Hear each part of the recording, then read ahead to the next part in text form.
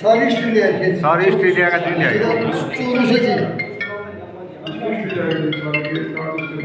सारा पुराना इतिहास ठहरा दिन। ये सबसे प्राचीन होता है। हाँ जी, सबसे प्राचीन। हाँ जी। ये मंदिर कोई पुजारी कोई और ऐसा पुजारी है जी, है जी आज के धनौरी गांव में जो प्रस्तावित कार्यक्रम है 23 अप्रैल का धन्ना भगत जी की जयंती के संदर्भ में, उसके लिए आज हमारी सारी प्रशासनिक टीम, डीसी, एसपी, हमारी पार्टी के जिला अध्यक्ष अशोक जी, गांव के सब मौजूद यहाँ पे साहिबान इकट्ठे हुए हैं और हम लोग जो कार्यक्रम रहेगा 23 अप्रैल का संत धन्ना भगत जी की जयंती का, वो बहुत सुंदर और भव्य तरीके से कैसे मने और उसका स्थान गांव में 2-3 अलग अलग स्थान बताए गए हैं। आज यहाँ पर गांव में आकर के गांव के सभी सम्मानित नागरिकों के साथ उसका दौरा करके और आज स्थान फाइनल करके बाकी तैयारी हम लोग वो जल्दी शुरू कर देंगे और 21, 22 और 23 3 दिन इस गांव के अंदर बहुत भव्यता के साथ संत धन्ना भगत जी की जयंती मनाने का काम किया जाएगा। कि नई पहचान हम देने वाले कोई नहीं है, हम तो जो उनकी जानकारी है ज़्यादा से ज़्यादा आम जन तक वो पहुँचे, इस बात का प्रयास कर रहे हैं। और आदरणीय मुख्यमंत्री मनोहर लाल जी के नेतृत्व में जब 2014 में हमारी सरकार हरियाणा प्रदेश के अंदर बनी थी, उस समय एक बात तय हुई थी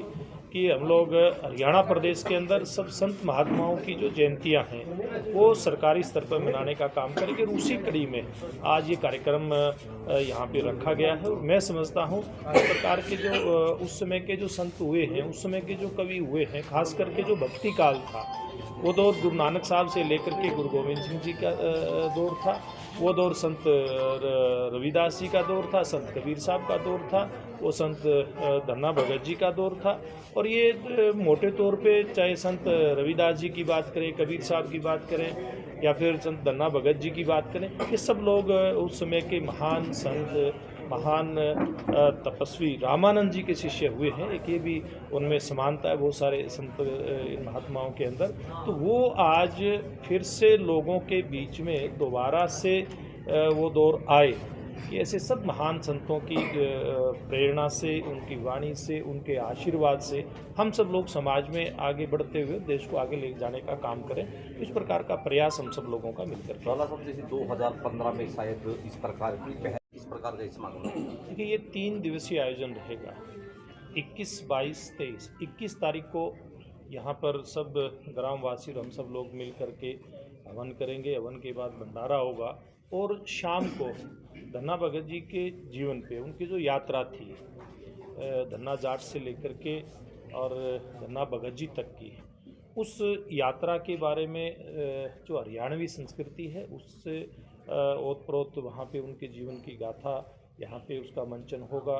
कोई छोटे मोटे नुक्कड़ नाटक, सांग, रागनियाँ, उनके जीवन के ऊपर भजन जो बने हुए हैं वो उसके अंदर होगा। इसी प्रकार से 22 तारीख को भी भंडारा और ये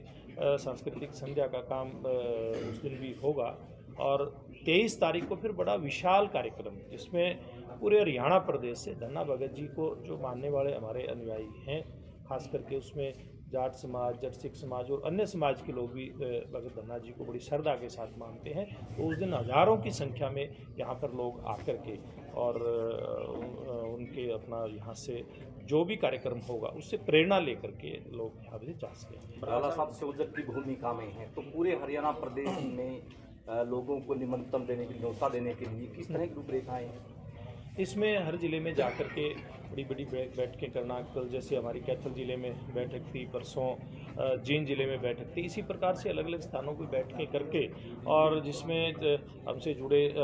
जो कार्यकर्ता हैं वो भी हैं, खाप पंचायतों के नुमाइंदे भी हैं, ऐसे सब जो जिम्मेवार नागरिक हैं जिनकी अपनी अपनी भूमिका है, चुने हुए प्रतिनिधि हैं, उनसे जाकर के हम लोग मिलेंगे और उनसे आग्रह करेंगे कि एक पहली बार कोई सरकारी कार्यक्रम इतने बड़े स्तर पे हो रहा है धनौरी के अंदर, आप सब लोग उसमें आएँ। जिस प्रकार का कार्यक्रम हम लोग लेकर के चले। और मैं समझता हूँ जिस प्रकार का एक रिस्पॉन्स है, जिस प्रकार से जब चर्चा हुई थी, मुख्यमंत्री जी ने कहा था कि हम लोग सरकारी स्तर पे मनाएंगे, उसी समय बहुत सारे गाँव में जहाँ धन्ना भगत जी की समितियाँ बनी हैं, सेवा के काम में लोग लगे हैं, या फिर मंदिर समितियाँ बनी है, ऐसे बहुत सारे लोगों ने, दर्जनों संस्थाओं ने संपर्क किया था कि हमारे गांव में भी धन्ना भगत जी की जयंती का कार्यक्रम करवा दो, हमारे गांव में भी करवा दो। लेकिन फिर ये आखिर में ये तय हुआ कि धनौरी गांव में सबसे पुराना मंदिर कहा जाता है कि हरियाणा प्रदेश का इस गांव के अंदर है, एक नहीं दो मंदिर धन्ना भगत जी के यहाँ पे हैं। तो यहाँ लोगों की इतनी श्रद्धा को देखते हुए, इतना पुराना यहाँ पे काम देखते हुए, धन्ना भगत जी की जो समिति बनी हुई है उनका, और मंदिर के निर्माण को देखते हुए यहाँ पर तय किया गया कि धनौरी गांव के अंदर ये विशाल कार्यक्रम करें। सर, प्रोग्राम के लिए प्रशासनिक अधिकारियों की जिम्मेवारी लगाई गई। देखिए, क्योंकि सरकारी कार्यक्रम है, इसलिए आज डीसी, चाहे हम कैथल की बात करें या ये जो पुलिस ज़िला है ये जींद के अंदर आता है, एसपी जींद की बात करें, बीडीओ और अन्य अधिकारी जो भी यहाँ के संबंधित इस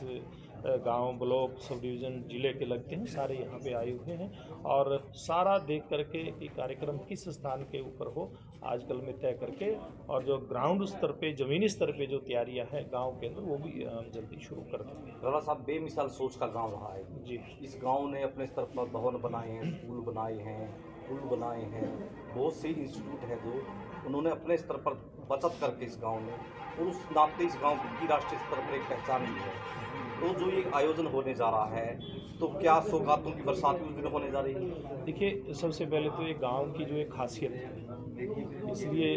गांव को मैं सारा जो इस प्रकार का सेवा का काम जो काम करता है, मैं इस गांव के प्रति, इनकी सेवा के प्रति नतमस्तक होते हुए बड़ी विनम्रता के साथ एक बात कहना चाहूँगा कि गांव ने जो काम करके दिखाया है, इससे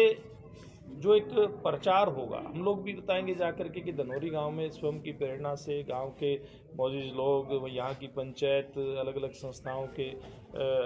जो नेता हैं यहाँ के, समझो वो मिलकर के इतनी सेवा का काम करते हैं, तो ये हरियाणा के लिए भी प्रेरणा का काम करेगा ये कार्यक्रम। और जहाँ तक इस गाँव की बात है, देखिए मेरा भी एक बड़ा पुराना एक इस गांव के साथ एक किस्म से संबंध जुड़ा है। जब मैं युवा मोर्चा बीजेपी का पहली बार अध्यक्ष बना था 2000 में, हरियाणा प्रदेश का अध्यक्ष बनाया मेरे को संगठन ने, तो मैं 2000 में उस समय पहली बार गांव में आया था। मेरे को जानकारी मिली थी कि यहाँ संत धन्ना भगत जी का यहाँ पे मंदिर है, तो मैं यहाँ उस समय इस मंदिर को, इस गांव की धरती को नमन करके गया था। लेकिन उस समय नहीं पता था कि इतने बड़े आयोजन को लेकर के दोबारा से लगभग 23-24 साल के बाद फिर इस गांव के अंदर आना होगा। तो इस गांव ने बड़ी प्रेरणा देने का काम किया। ये बात कहने का मेरा मतलब ये है या ये प्रेरणादायी भूमि है। मैं समझता हूँ ये कार्यक्रम तो होगा ही, इस गांव से, गांव के नागरिकों से हरियाणा और आसपास के लोग प्रेरणा लेने का भी काम करेंगे। और जहाँ तक सौगातों की बात है, निश्चित रूप से मुख्यमंत्री मनोहर लाल जी बड़े संवेदनशील व्यक्ति हैं और बड़े खुले दिमाग के हमारा हरियाणा का नेतृत्व करने वाले हैं। वो जो भी यहाँ पे संभव हो सकेगा, ज़्यादा से ज़्यादा सेवा इस कार्यक्रम के माध्यम से कैसे इस गांव की हो, कैसे इस क्षेत्र की हो, नए काम कैसे यहाँ और ज़्यादा आगे बढ़े, इस बात का यहाँ पर पूरा प्रयास रहेगा। और गांव के लोगों से इस बात की चर्चा होती रहेगी कि किस किस प्रकार से गांव आगे बढ़ना चाहता है। भरला साहब, जो ये